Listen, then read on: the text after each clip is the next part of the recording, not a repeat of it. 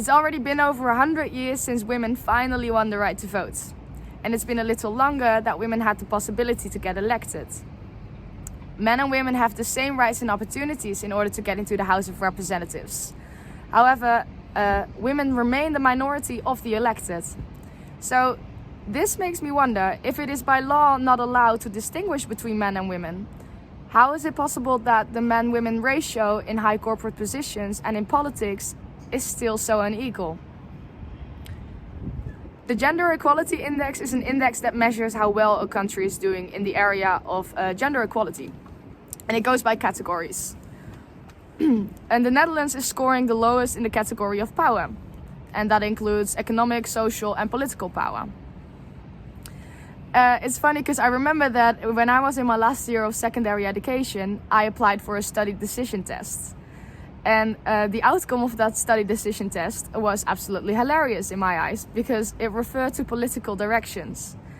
And the first thing that I thought was, how is a girl like me, I'm small, I'm tiny, I'm blonde, and how is she ever going to go into such a direction?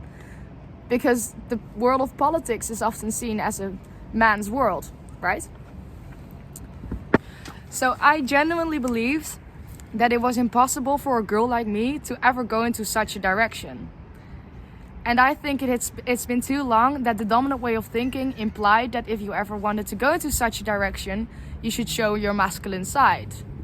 For too long, the flow of women towards high corporate positions and politics has been moving too slow. And for too long, I have been thinking that if I ever wanted to achieve something like that, I should discover my masculine side and hide my feminine side. I think it is time for a change in our system and time for a change in our dominant way of thinking. The funny thing about our dominant way of thinking is that we often do so without even realizing it. But in order to start realizing it, we need to confront ourselves with our biases and see them as a learning moment, start to self-reflect on them. For me, this happened when I started to conversate with a Christian girl. Since it is written, basically written in the Bible that women are inferior to men, I was curious about her opinion on this topic. But the bottom line of her answer was this: there is a dominant way of thinking that considers religion the antithesis of freedom for women, which is why religious women are considered to be behind on the path of emancipation. However, the way we interpret our religion can be various to all. We all have different norms and different values, as well as different perspectives on the stories that are written in the Bible. I believe this story to be true, but I refuse to believe that the intention of God was to make women inferior to men. She pointed out an unconscious bias I had towards religion, and that made me wonder about the other biases I would have. Joan C. Williams distilled 4 patterns in how biases can form what is expected of women. And these biases can in its turn cause structural barriers for women. The first pattern is based on the need for people to confirm the images in our heads. So when we picture a leader, we often picture a man. So when we pick the leader, we often pick the man. Women are often seen as some sort of risk, which we eventually start to believe ourselves as well, undermining our own confidence. The second pattern is called the court dance, and this is based on the fact that it's a true art for women to find the right balance between being competent and being nice. Due to deeply rooted stereotypes, it is hard to figure out how to behave as a woman. By being soft-hearted and caring and kind, she might be sweet and nice, but she won't be seen as competent. But this also works the other way around. So when she's ambitious and strong, she probably won't be nice.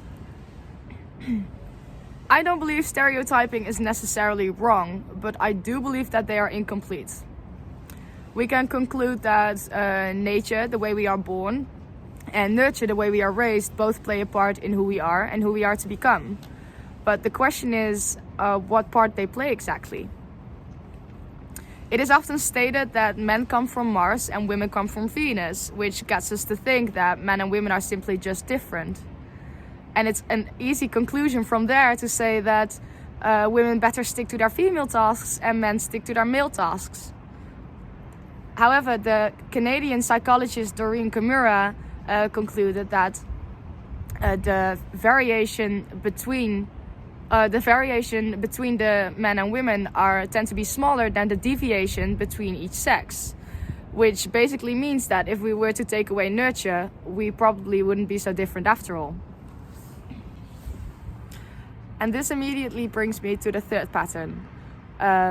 It is often assumed that women are better caretakers for their children than men are. But together with having stated what I just said, there is no actual scientific proof that this is indeed true. However, here in the Netherlands, it is often assumed or expected of a woman that as soon as a child is born, she starts working part-time. This can develop into less appreciation as a professional.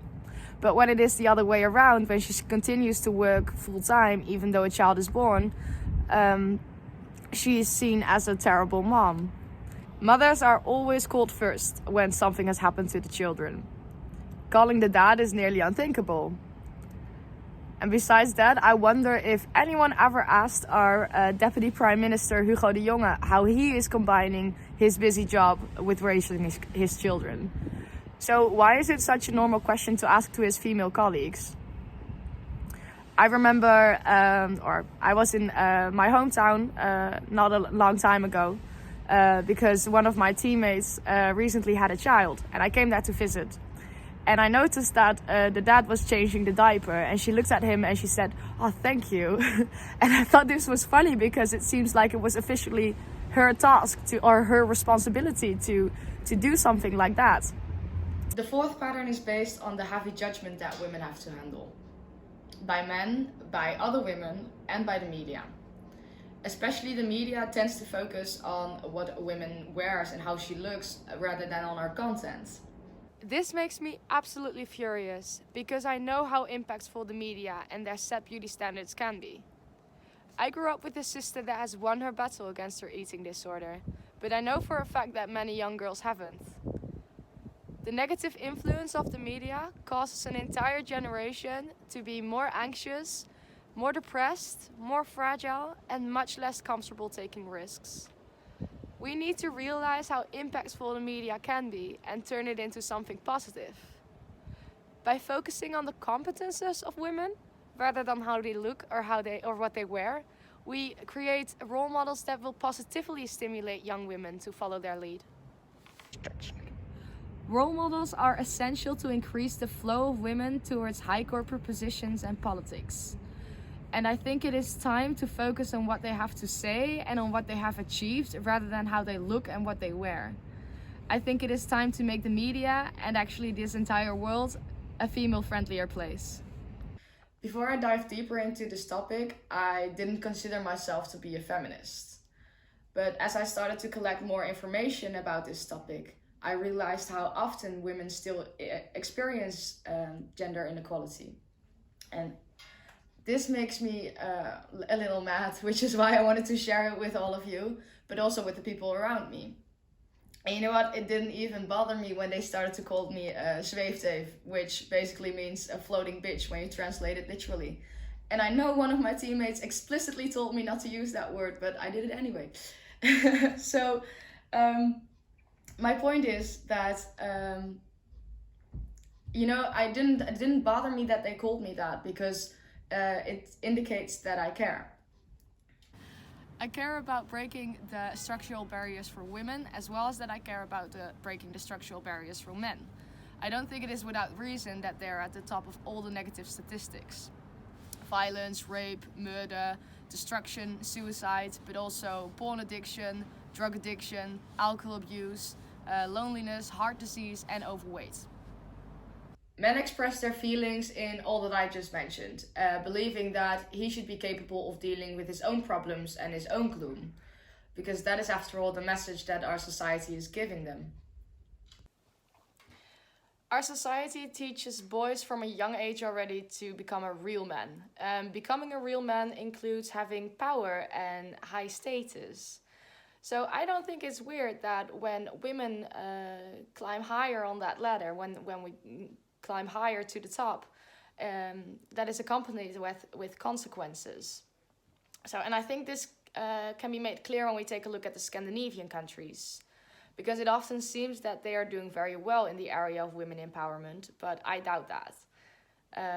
Because it is true that more women have a higher status over there, but it is also accompanied with a higher domestic violence rate and a higher sexual violence rate. And I don't think that's just a coincidence. The difference between the Scandinavian countries and the Netherlands was never the norm, but the measurements that are taken in the past. I think that it is time to leave behind these stereotyping images of men and their masculinity and women and their femininity. I think that would be a good starting point to fight for gender equality. The reason that I am pleading for more female politicians is not because I believe that men and women are naturally that different, but I do believe that we have gained different perspectives through life, through nurture, but probably also a little nature. And I think by combining all these perspectives, we create the possibility to establish a better future. As for now, we still live in a world built by men and for men, but I don't want to live in a world like that. I want to live in a world built by every gender, for every gender. And I think that is possible to achieve. Not today, probably not tomorrow, but I do think that we need to start or to stop actually expecting of people to abide by some sort of norm.